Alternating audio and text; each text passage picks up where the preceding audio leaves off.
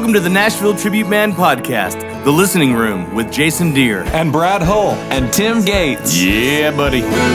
Coming to you from Nashville, Tennessee. Today's topic is an exclusive interview with Carey and Lori Holgate, who just returned from serving a full-time mission for the Church of Jesus Christ of Latter-day Saints in Kurdistan, Iraq. Wait, what? You heard me right. Kurdistan, Iraq. You're not going to want to miss this. But first, the official clothier and tailor of the Nashville Tribute Band is the Cater Shop. That's Cater with a K. Catershop.com. If you see the Nashville Tribute Band and we look good, it's all because of the Cater Shop. Kurdistan, Iraq, if you can imagine. Wow. Yeah, it's one thing to go to Chile or to Japan or something like that. Yeah. To go to Kurdistan, Iraq. a little different. You know, the Kurdistan, I don't know what you'd even call them, the Kurdistanian, I don't even know what that is, but Kurds? They were the Kurds. I remember that back when all the Iraqi war and the Kuwait thing was going on, that they were the people that Saddam Hussein had not treated well. I think mustard gassed their cities up there and stuff like that. So super curious to hear what their experience was like over there and why they had to get out of there all of a sudden. Yeah, interesting. Coming up next. Once again, Carey and Lori Holgate just returned from serving a mission in Kurdistan, Iraq. I knew this conversation couldn't be anything but fascinating. You're going to love it. Here we go. Carey, how are you? Can I call you Carey?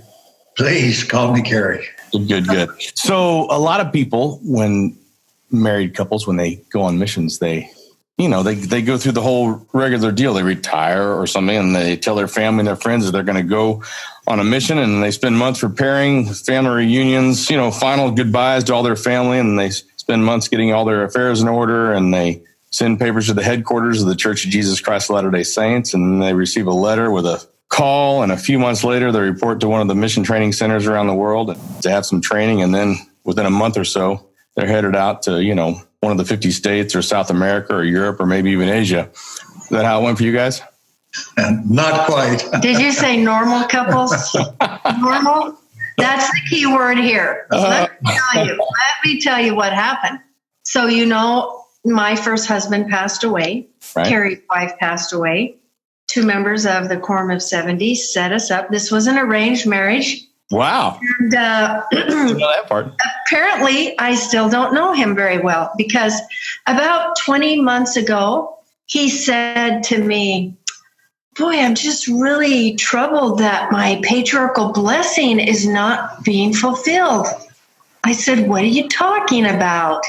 He said, there's a part in there that says, "You will be the means of bringing the gospel to a strange people in a strange land with strange customs and strange beliefs." And so he told me that, and he said, "Yeah, I'm just wondering if I should talk to our state president or something." I said, "Don't say a word of that to anyone, and you should have told me that before you married me."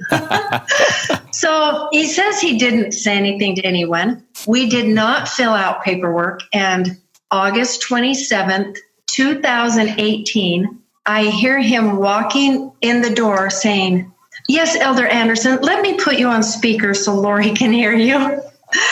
And this was Elder Wilford Anderson, who was the president of the Middle East and Africa North. And I know Elder Anderson. He's from Arizona.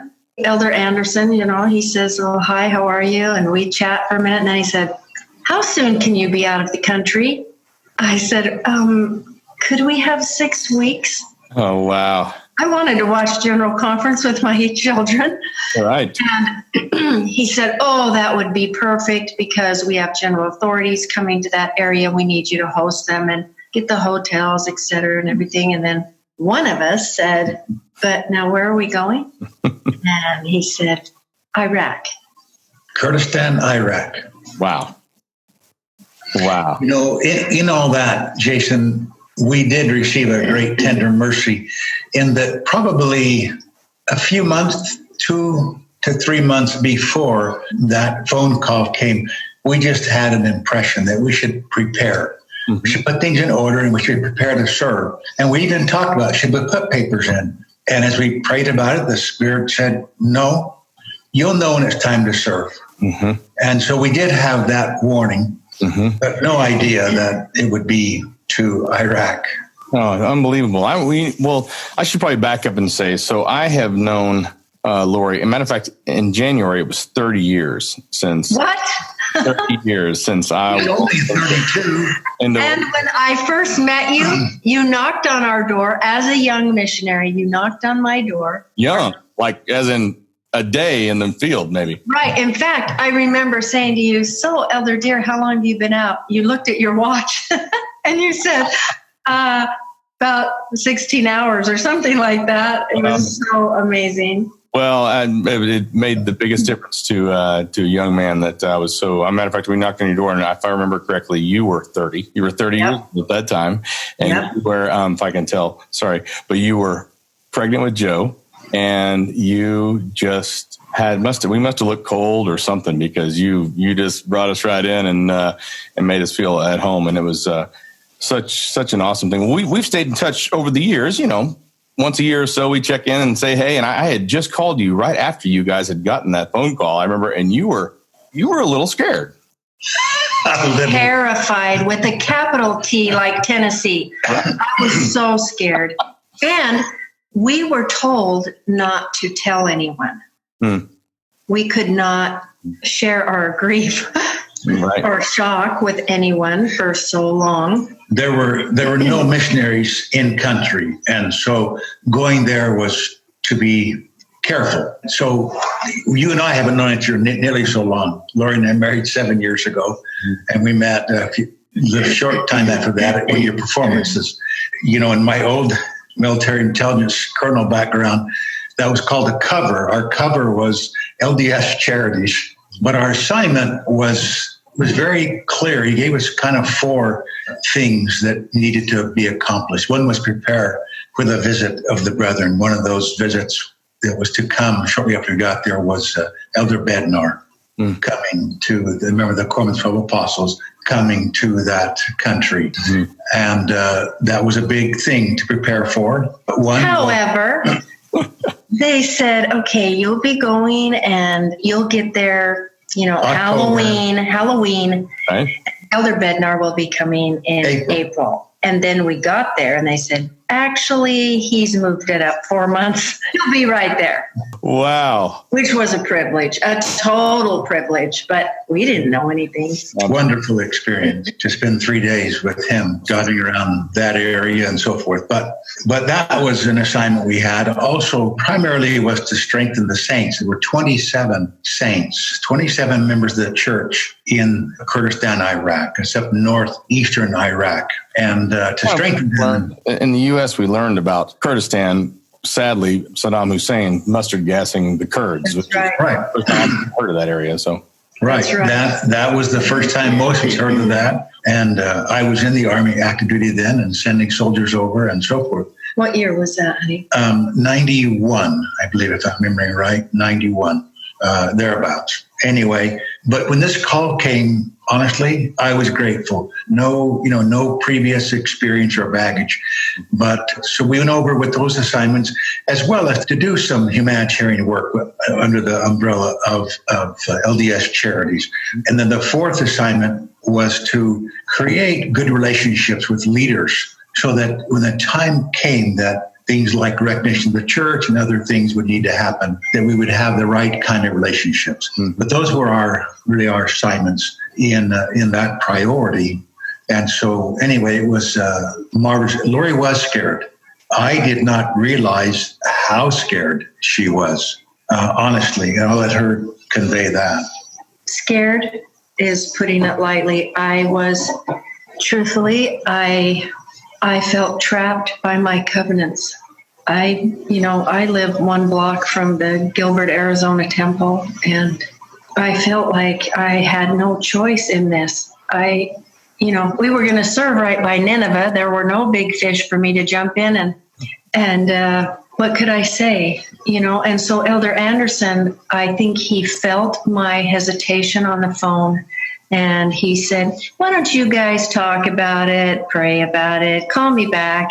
And I ran and got in the shower and shut the door. I didn't want to talk about it. Then I snuck out and left for most of the day. And I really had things to do. And when I came home, Carey said, sweetheart, I don't think our our day is really going to work unless we give Elder Anderson an answer. And I said, I don't want to go. Mm-hmm. And he said, well, come over here. And he put me in a headlock and we had a prayer. And he got an answer. And I really didn't. And he called Elder Anderson back. And he says I was just pure white and trembling and said, okay. I didn't say yes. I just said, okay. And what was your biggest fear? Everything I'd heard from the media, kidnapping, terrorists, machine guns, and sand and dust and primitive and... Well, historically, this is Babylon, right? This is Babylon. This is Babylon, right. That's right. Tower of Babel is still there. You still have the ruins of the Tower of Babel. Wow. Well, yes, it says I did a little research. So Babylon was the largest city in the world around 1600 BC and again around 600 BC. And it was the first city to reach 200,000 people on the globe, which is pretty interesting. And of course, Jeremiah and Lehi were both banging their fist in around 600 BC in Jerusalem, saying that, hey, get your act together, or we're going to fall to this thing. And that certainly they did. So all those preconceived notions that we know through Scripture, and then all the things that we've seen through everything in the last 25, 30 years is, I get it. And, it's easy to see why Carey would be called there. He's been groomed all his life for this kind of opportunity. Retired colonel from the Army. Besides, he's amazing. I'm fourth generation native Arizona. I mean, I've been to Utah. I'm sure that a piano playing barrel racer is the. I just don't get out much. And so I remember one night right after our call, and we still couldn't tell anyone, but we finally told our children. We could tell our children. And that night I tried to tell Carey, I was really having a meltdown. I don't want to do this. Please don't make me do this. How do I get out of it? And in his mind, he was already there. Like he wasn't even hearing me. In fact, he got in the shower and started whistling. And so I snuck over in the corner and sent a text to my kids and said, you guys, help. How do I get out of this? Like, I'm so scared. And you remember my oldest son, Benj, sure, who never listened to me. He sent me this text. He said, Mom, you told me a story once many years ago about someone singing or reading the words to the hymn, I'll go where you want me to go. And while doing that, he said, it may not be on the mountain height or over the stormy sea. It may not be at the battle's front, my Lord will have need of me. And that man's wife looked over his shoulder and said, but it may. He said, Mother, the Lord has need of you in a mountainous place, over the stormy sea, in a place that has been a battlefront since the days of Abraham. Of course, that would be daunting, maybe even in the short term, overwhelming. Quote, by a still small voice he calls to paths that you do not know. You answer, dear Lord, with my hand in thine, I'll go where you want me to go, close quote. Mother, probably at first, without a burning conviction that it will be okay, but following the pattern that obedience is blessed. And we, your children, are grateful to you for your example, to ourselves and to our children, of trusting my all to thy tender care and knowing thou lovest me. I'll do thy will with a heart sincere. I'll be what you want me to be. Mom, it's easier said or sung, for that matter, than done. But we have faith in you. Look at the last 40 years, what trusting in the Lord has helped you to be. Hard? Yes. Painless? Not a chance. Always safe and secure? Never. Worth it? Absolutely. Good on you, Ben. Good on you. What a good boy. Well, this is this not reminiscent of things that we certainly felt premortally before we came here? Do you think we were so scared? Well, good point. Certainly, the only way this whole world makes sense to me is the surety that our Heavenly Father sat down with each one of us and said, hey, do you trust me to go down to this earth and to experience whatever I know you need to experience? Do you trust me enough to do that? Because the same fear that you're talking about are the reason that a third of the children of our Heavenly Father listened to the adversary and made the decisions that they made. It was because of fear. We were all scared. And so what it reminded me, you described that kind of fear. That's what I'm sure we were all feeling. Jason, you make a wonderful point there. And this is the same faith that Lori exhibited when she says, I was trapped by my covenants. She'd given her word. We go to the temple and we make covenants that we'll do whatever the Lord asks us to do. It's not a secret. It's in the scriptures that we are under covenant to do whatever the Lord might ask us to do. I mean, the one thing that you and I, us knuckleheaded men, have to give up is the only thing we own, right? Our will. I don't own horses. I don't own trucks. I don't own a house, really. It's just loaned to me. But I own my will. And I have to say, the one thing I own, you can have it, Heavenly Father. You can have it, Jesus Christ. You tell me what is best and I'll do it. And that's faith as well. So I think that Lori exhibited amazing faith. She says she was trapped. I don't consider it faith. Really, I'm obedient. But I'll tell you, I'm so grateful now, looking back, that I did not, that I had covenants, because I thought I knew what was best for me.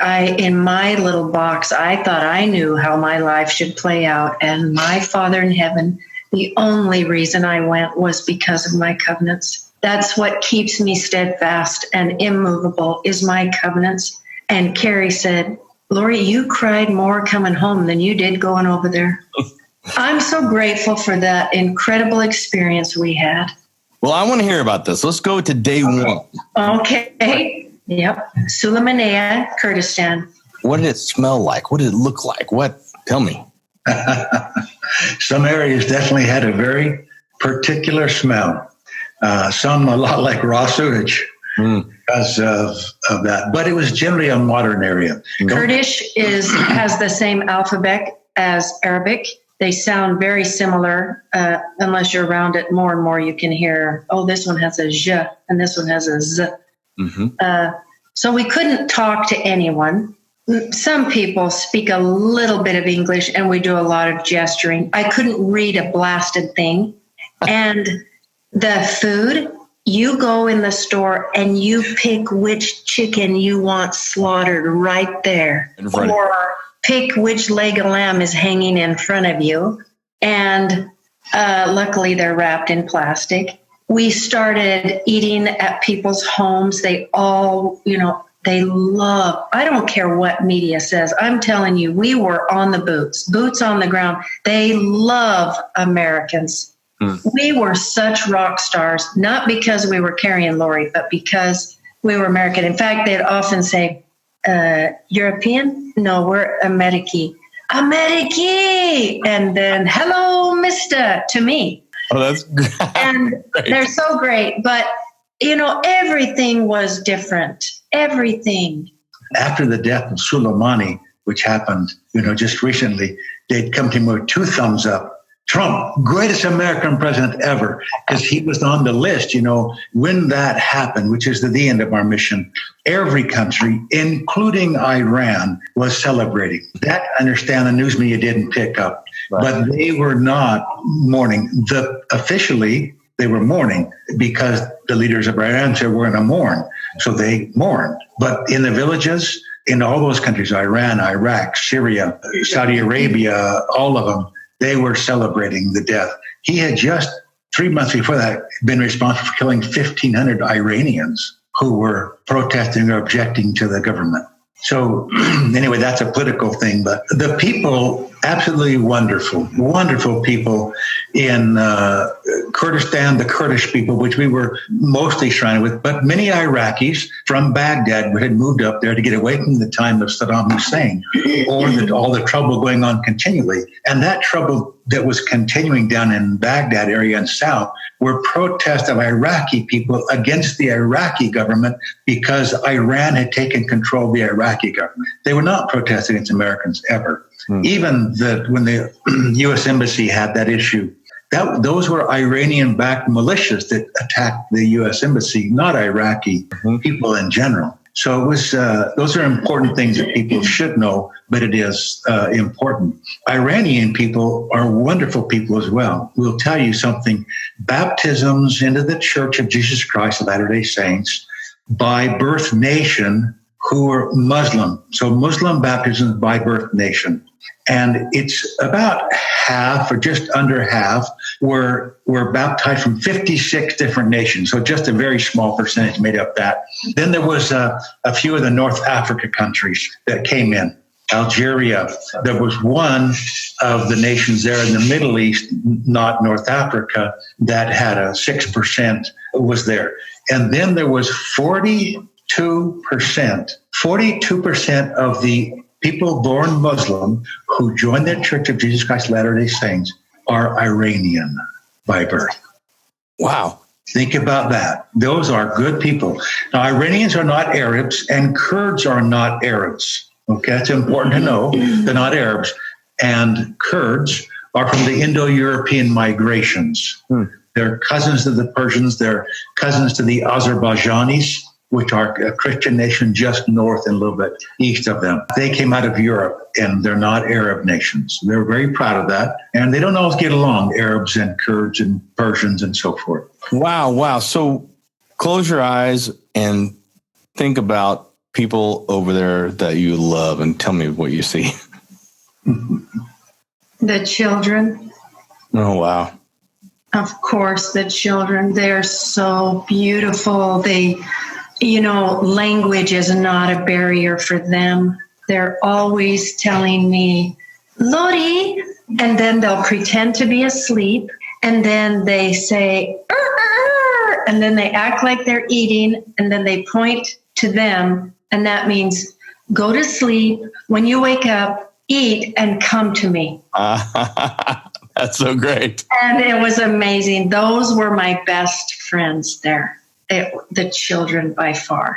When we were going, Lori said, what am I going to do over there? You, with your background, you're going to be out doing these things you've been assigned to do. And I'm going to be sitting in the apartment with a machine gun. And I don't even know how to use a machine gun.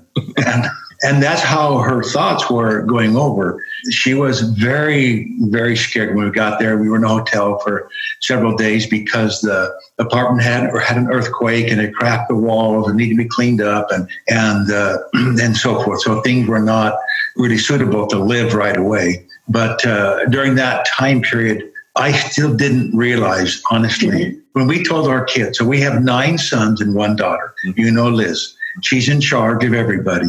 We told the boys, and whether they're Lyman's or Holgates, and generally their reaction was, wow, what an adventure, Dad, Mom. But Liz looked at me and said, Dad, you ain't taking my mom to Iraq.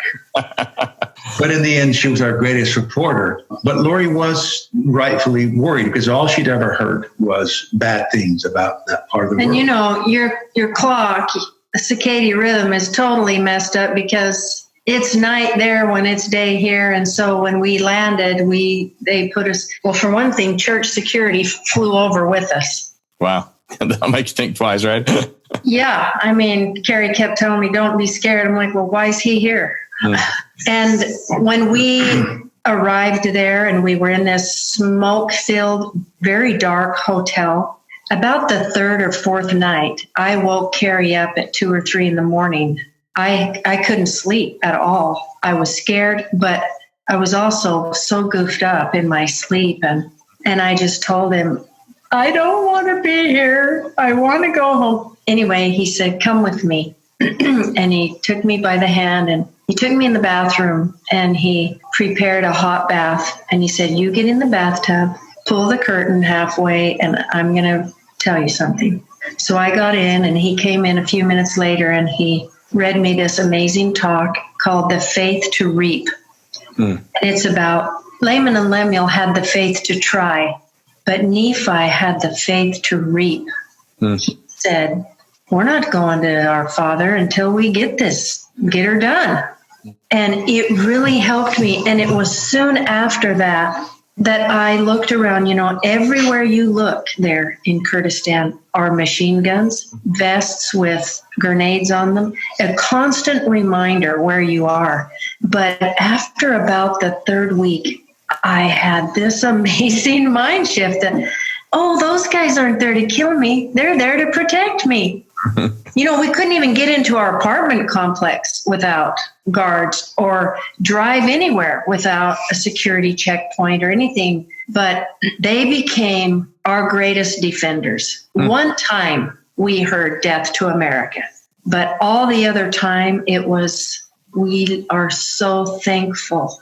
Even older women on the street I'd never seen before.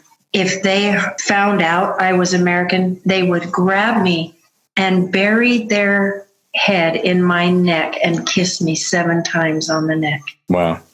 Every time we went walking, they would say, Shoni Bashi Bakher Ben Serchao. That means, hi, how are you? Welcome. I'll give you my greatest gift, which is my eyes. I'll give you more than my eyes. And they pat their top of their head. If you need my eyes, you can have them. Anything, you American, anything for you. Wow. So this is the people we were with. They were wonderful, wonderful people. 98% Muslim. I asked when we were first called, what do I wear? Anything to your ankles and your wrists and your ears. In fact, we were told we in the church love the Muslim people. Just live quietly amongst them and help them. Do what you can to help. We built schools. We furnished computer labs for the refugees. We were in the refugee camps helping, providing medicine and tents. Doctors flew in who trained nurses and helped with medical care, amazing wheelchair doctors from America. There's so much need, and LDS Charities, amazing. Wow. Then in March, we created a branch, the first branch in Iraq. That's the Kurdistan branch of the Church of Jesus Christ Latter-day Saints. These members were just phenomenal. They had been without any organization for quite a few years. The church had been there. And that's another story. I don't know if we can. That creation of that branch was so significant. But I was going to tell you that Lori, she likes to walk. And after a while, we started walking. And we made the decision that we would buy our goods that we could buy the local merchants rather than the big stores and the malls. And there are malls there, very nice malls, actually. You'd be surprised. Not quite like America, but good malls, indoor. But anyway, we would walk, and pretty soon, as she would arrive on a street, the call would go from the children. One would see her; they come running out of their house. And their houses are flat, like you see, and they're stacked by generations sometimes. And the children would come out, Lori, Lori, and they would yell down the street, Lori, Lori, never Carey. And then the kids would come, and she would often have 20 children just running around her. So living quietly among the Muslims was the instruction. But when Elder Bednar and Elder Anderson came in January, all of our neighbors could tell that somebody special was there. So we had been there really 3 months. We were in our 4th month, I guess, officially, because we got there on 31 October. But they all wanted to come over. So they came over to the apartment and brought goodies, brought desserts, brought snacks. Before they left, Elder Anderson said to us, it's obvious that you could baptize your entire apartment complex. Be careful, because in these countries, sometimes the wrong idea gets proliferated regarding how the church can help people. Mm-hmm. And, we still have had video conferences, video calls, talks, and back and forth with these neighbors. They are just wonderful people. 2 of the families on our own floor were from Baghdad. One family was Iraqi some of the best people I've ever met in my life. Now, Jason, I've lived in 18 countries, 26 years in the military. It is amazing. The Kurdish people are the best people I've ever known anywhere in the word. They have the most amazing hearts for helping. They don't have a country. They're surrounded by Iraq, Iran, Turkey, Syria, and a little bit of Azerbaijan, a couple of little areas there. But all those four major nations have at different times tried to annihilate them, tried to force them to assimilate into their country's culture. In fact, in Turkey, it's still against the law to speak Kurdish. And 25% of their population in Turkey is Kurdish. So that's 25 million Kurds live in Turkey. And Erdogan, I know this is political, but he is the biggest nightmare for that area of the world. We know Iran's a problem, but Erdogan is certainly a problem for the Kurds. In all this time, though, when these nations have a problem, when people in one of these nations are being attacked by somebody like ISIS, when ISIS came through, where do you think all those people ran when they had a problem? They all ran to Kurdistan, and Kurdistan said, come, we will take care of you. Wow. I said, why do you take care of people who try to annihilate you? And the Kurds, without exception, would always say, because we know what it's like, and we are all brothers and sisters, all. It doesn't matter. Their ancient beliefs are not Islam. Their ancient beliefs center around the beliefs, sound a little bit like King Benjamin. What you think and what you say and what you do will come back to you. And that's kind of the basis of their some of their beliefs. Great people. Well, we all look through certain goggles, depending on where we're from and how we were raised and what our background is. As you were able to see the world through their eyes and learn what their goggles are like, what were the things that surprised you the most as to how they see the world?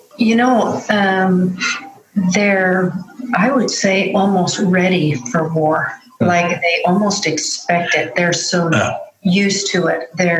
It doesn't shock them that it's coming. Or I remember a couple of times saying to different Kurdish people and the Arabs as well, wow, the economy is really picking up here.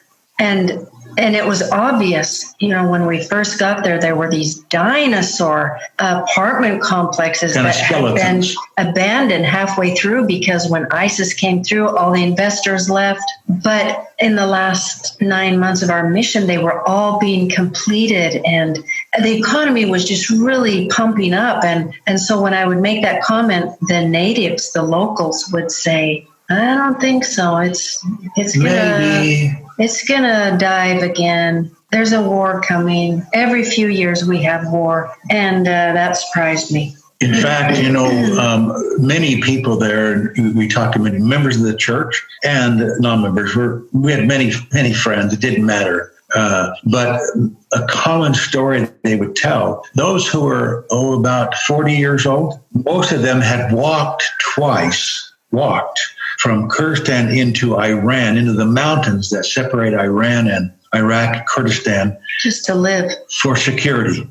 Just to be safe. Because of when Iraq attacked them, in the early 90s, when Saddam was responsible for that, they went. They had to go. When ISIS was coming, and all the surrounding areas, they walked. And they talk about this as one, sometimes they're young. They talk about being very young and they're 10 years and younger, walking, family in a car, a family of 10 kids, those big families in those days. And then now, even recently, again, had to leave the area. That's kind of what I think what we're referring to. They're always prepared, always in the back of their mind, they knew. So their money didn't go into banks. They all kept money in their home.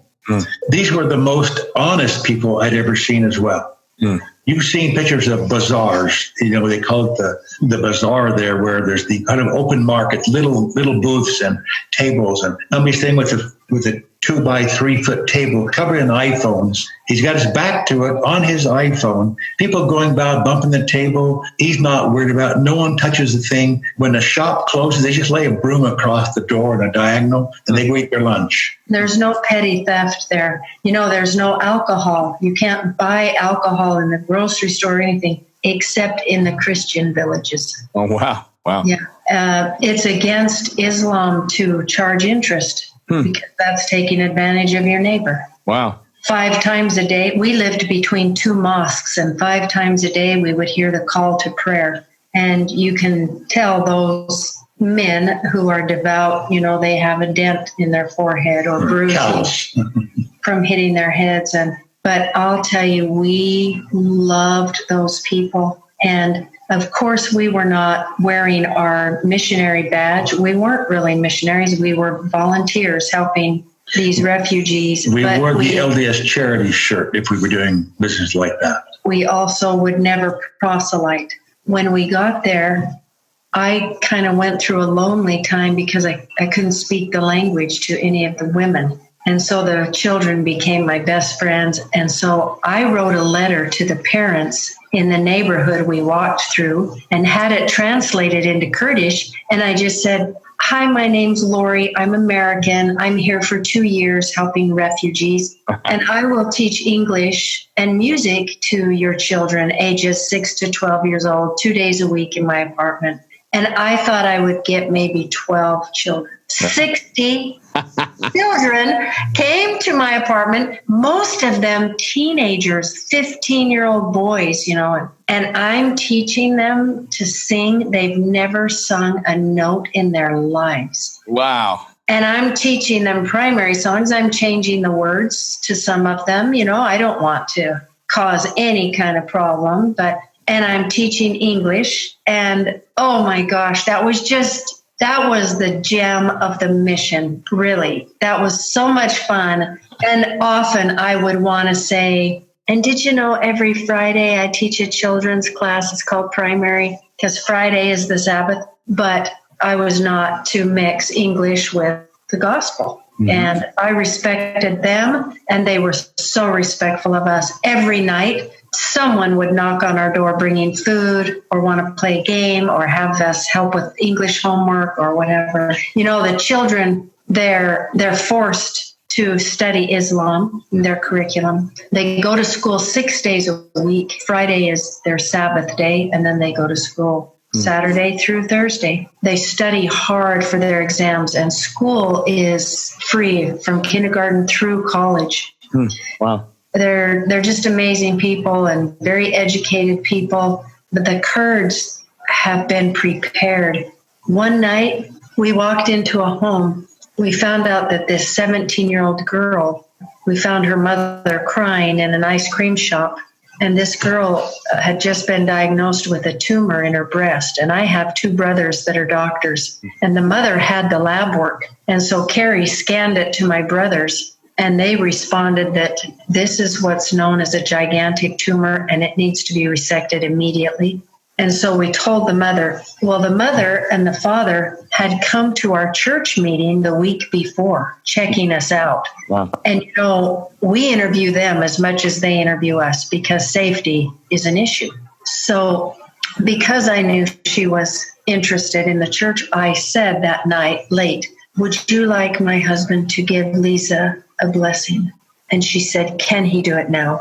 And she speaks a little bit of English, and her husband speaks a little bit of English, but they also speak Arabic and Kurdish. We opened the door to this apartment, and the focal point, the wall across the room, in English, in vinyl lettering says, "We do family. We do mistakes. We do forgiveness. We do really loud. We do love. We do I'm sorry." Wow.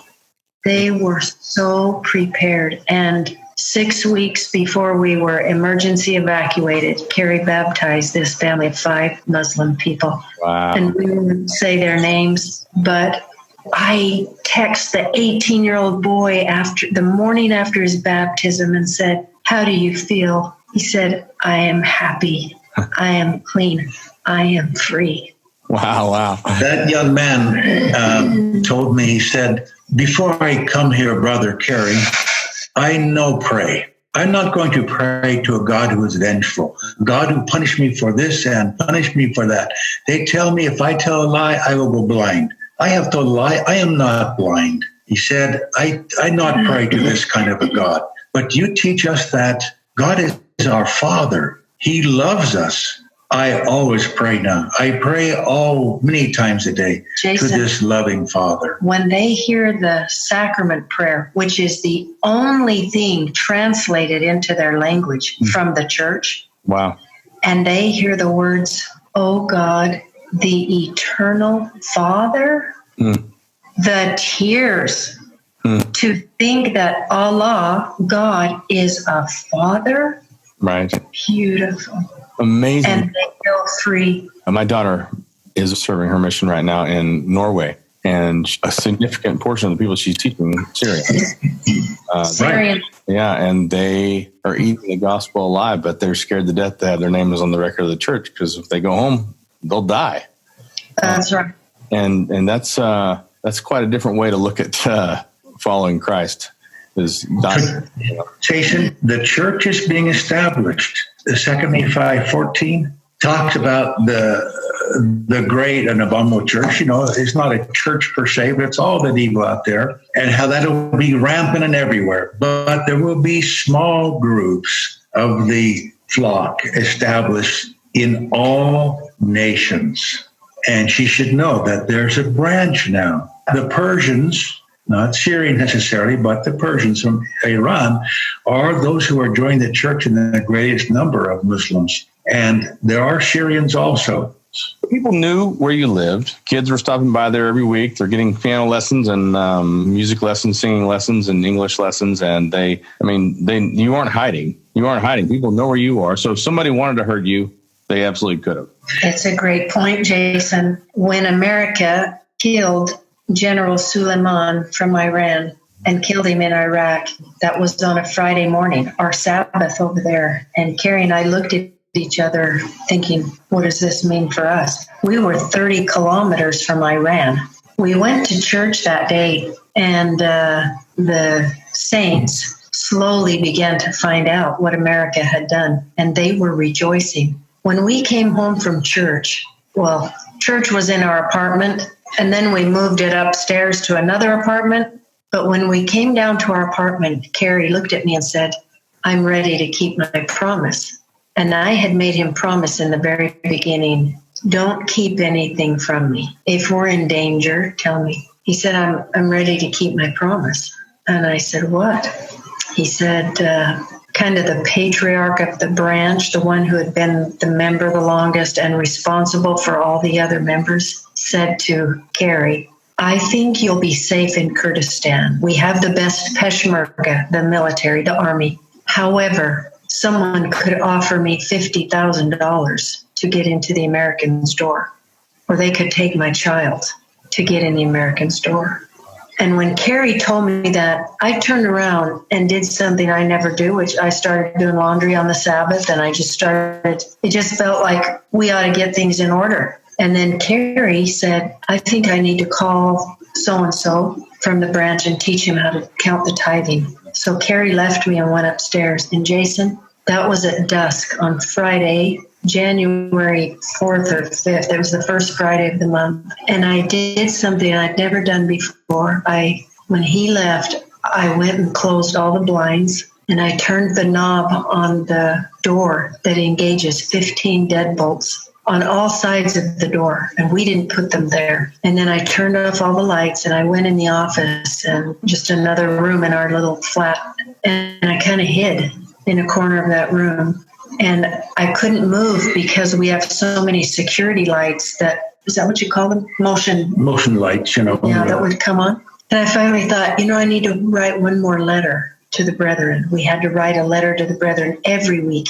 And Salt Lake Security called us every Thursday. And just this morning, it dawned on me why they didn't just talk on the phone. Every Thursday, they wanted to see us. It had to be a video call. She tried to miss one call one time. She didn't want to come in. And was in my jammies. He said, El Holgate, I want to see Sister Holgate. I said, okay, sweetheart, come on, you got to come show your face. But anyway, I remember flipping the light on my phone, the little flashlight, and I made my way carefully over the computer. And just as I started to write, my phone rang. Well, and right before that, I had been thinking, what am I going to do if someone knocks on the door? So I started going through all these scenarios, our neighbors from Baghdad, they're going to bring us food. I know they are. Our neighbor from Syria, he loves to have English conversation. And our Kurdish neighbors, they're always wanting us to come out and play. And what if they're just trying to get in the American store?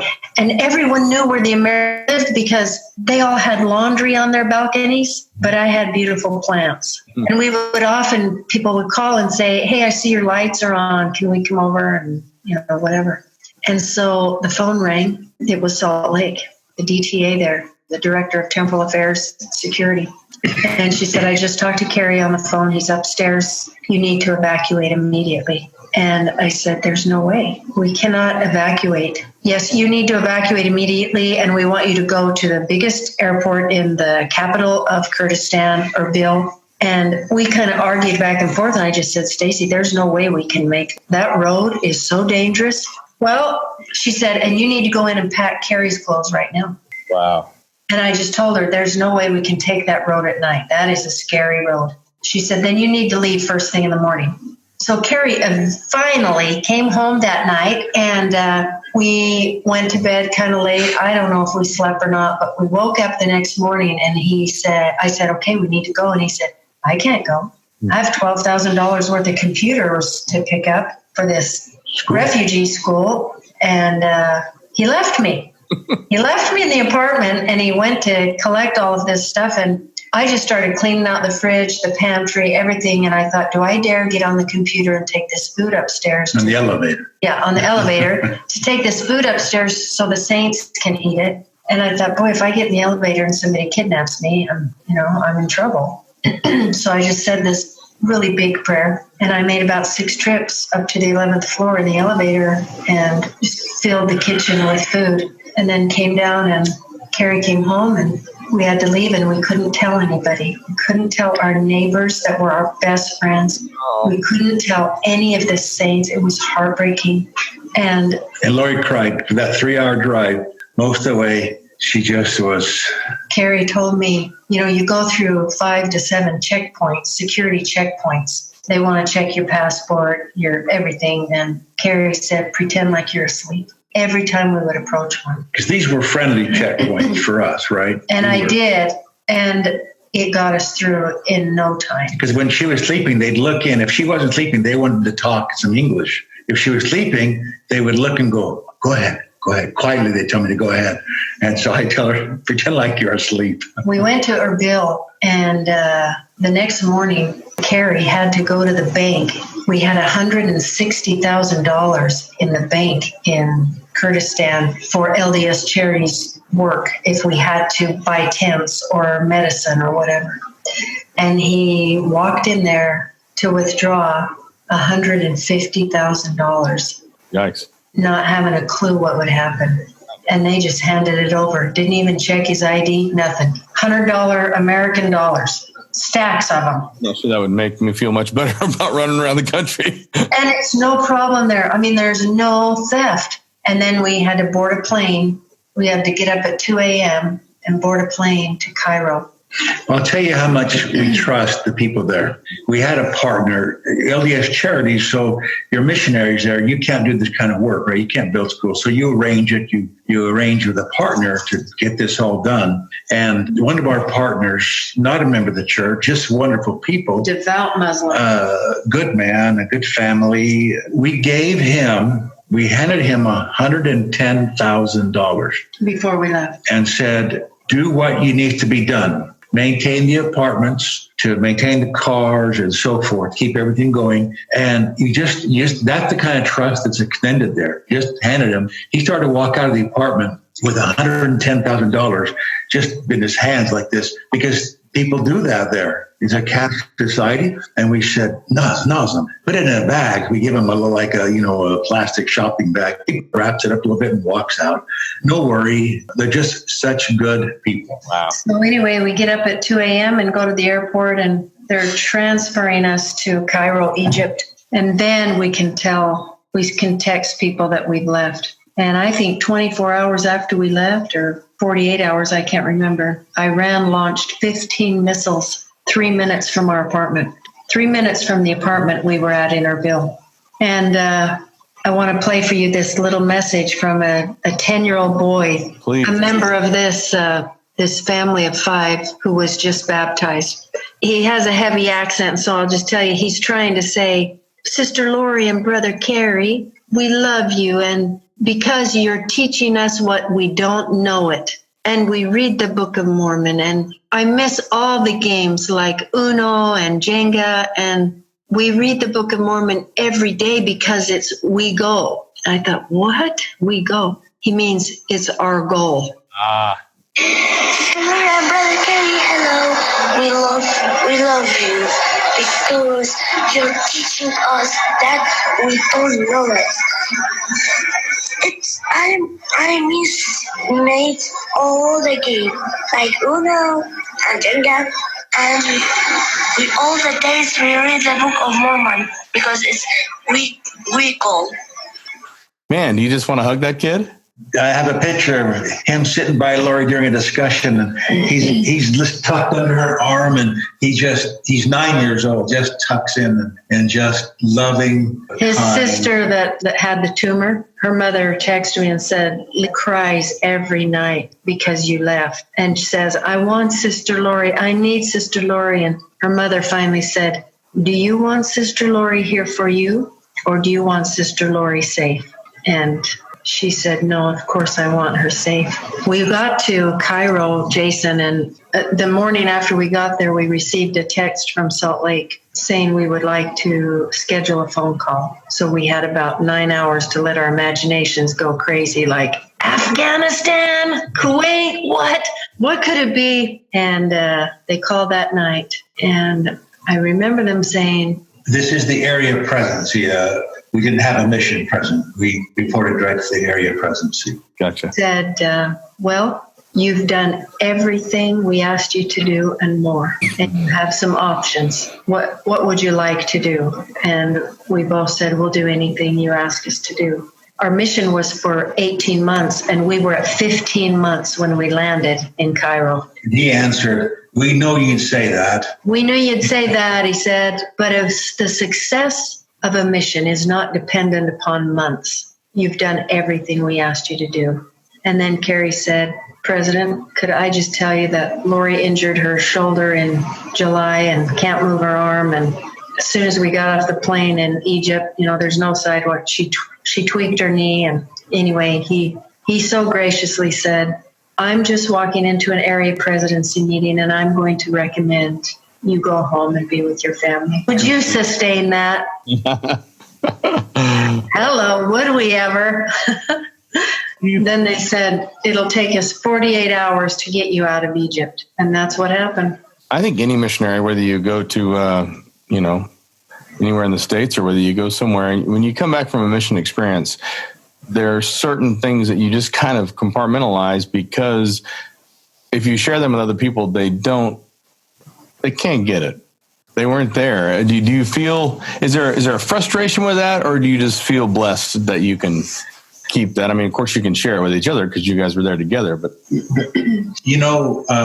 got on the plane and Lori looked at me and said, I just want one thing as we're heading home. She put her hand up and said, I just want a high five and say, we did it. And she put her hand up for a high five, because Lori was truly amazing with those children. And there's a great lesson there that Lori, so you know her gifts.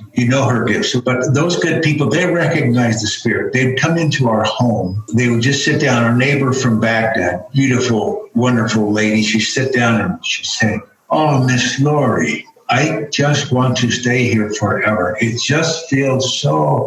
There's a Kurdish word called ashti, means peace. And she said, it is so, I just can't stay here. And she was describing the spirit that Lori brought into a home, that a mother does. And they would look at Lori, and you've had that experience. She is, she's trying to tap me to say, be quiet. But she has a great blessing of intelligence.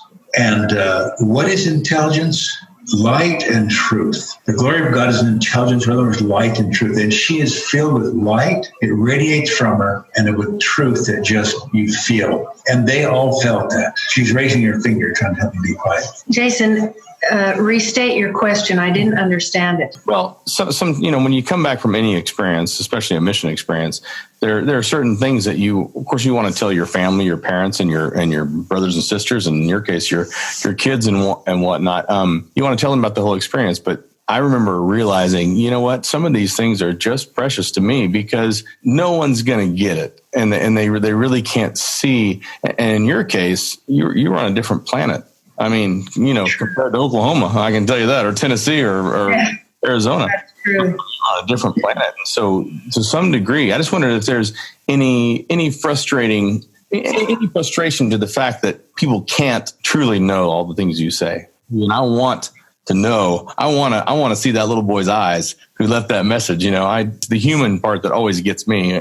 It's a great question. The first thing that popped into my mind after I understood your question, Jason, was those people, they go to church to worship. I mean, yesterday was the Sabbath here in Arizona. It took me an hour to get ready for church. What's that all about? They go to church to worship.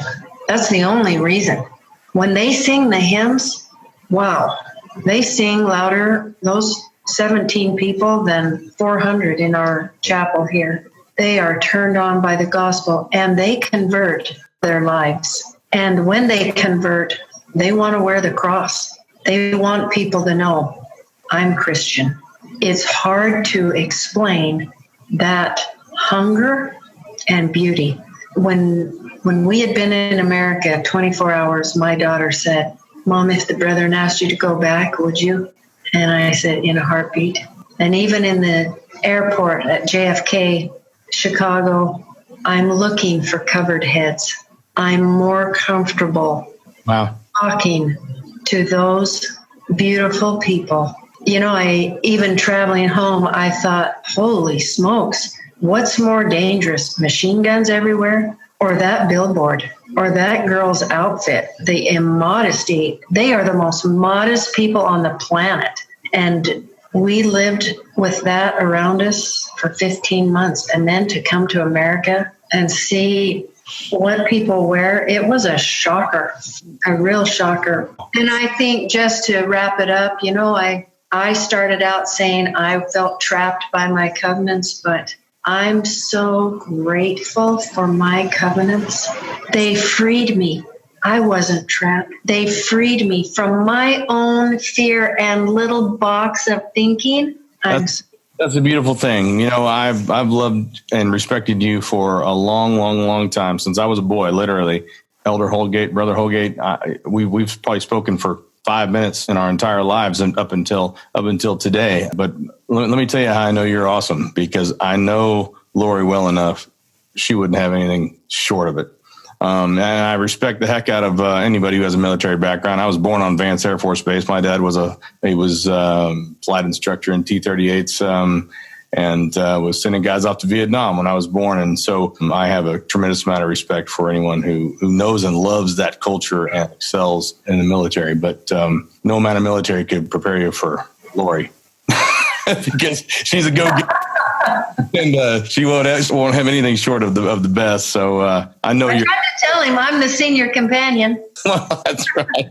He probably doesn't mind it. Well, I'm first of all, I'm just so happy that you guys, have each other as companions, and that you had this amazing experience, and that you shared it today. I know there are things that are sensitive about probably talking about that experience over there, and they have to be because of the cultural differences and just the time that we live in. But it's just comforting for me to know that love truly transcends culture. It transcends miles. It transcends color of skin, color, headdress, no headdress, whatever. I mean, I don't even know what that's called, but I'm probably making a fool of myself. But it truly does. John Lennon, he might have been crazy, but he wasn't wrong. Love is all we need, and you guys experienced that from them, and you gave it to them, and that's it's just a beautiful thing to hear.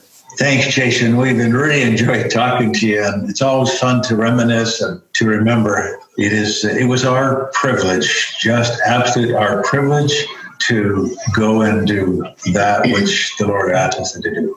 Jason, I think with this talk about the restoration, it's important for each one of us to find our niche It might be working with children. It might be loving your neighbor. It might be getting through a difficult marriage and hanging in there, or not giving up on a child who is taking the scenic route, Whatever it is, we all have a part.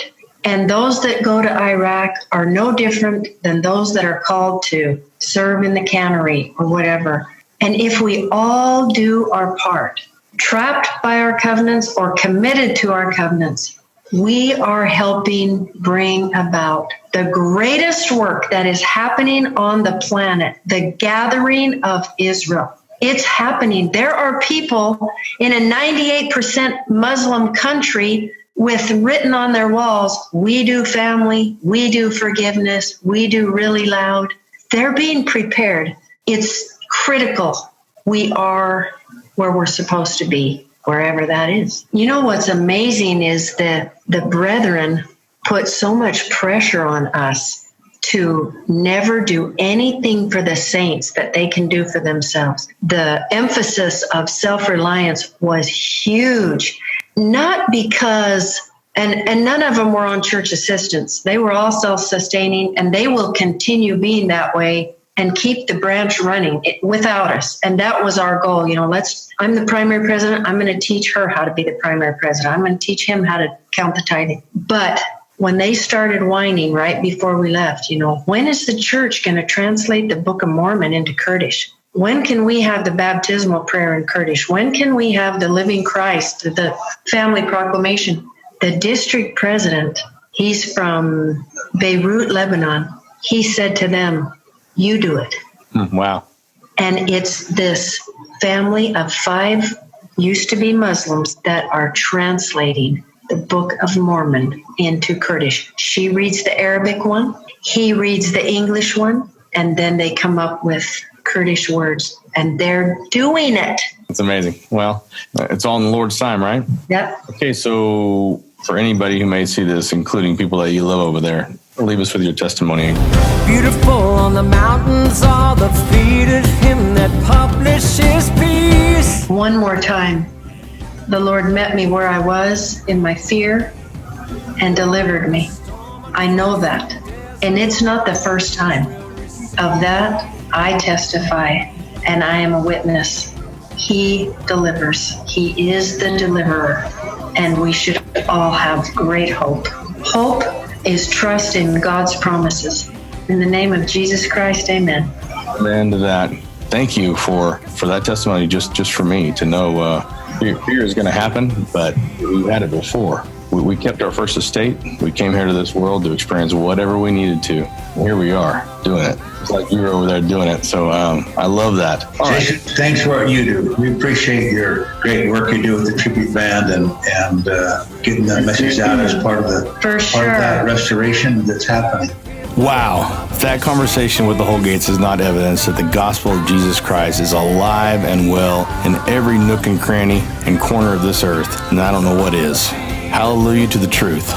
God is in charge. And any moment that we can be a part of his plan is a beautiful day.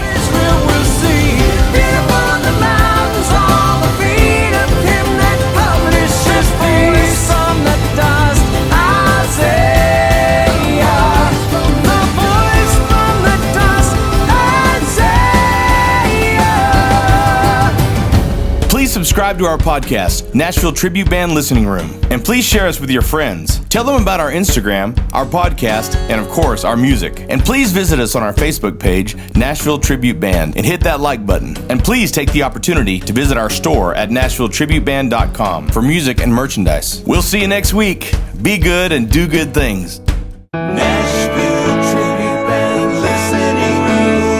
You've been listening to the Nashville Tribute Band podcast, The Listening Room, with Jason Deere. Make sure and subscribe to our podcast and share it with your friends.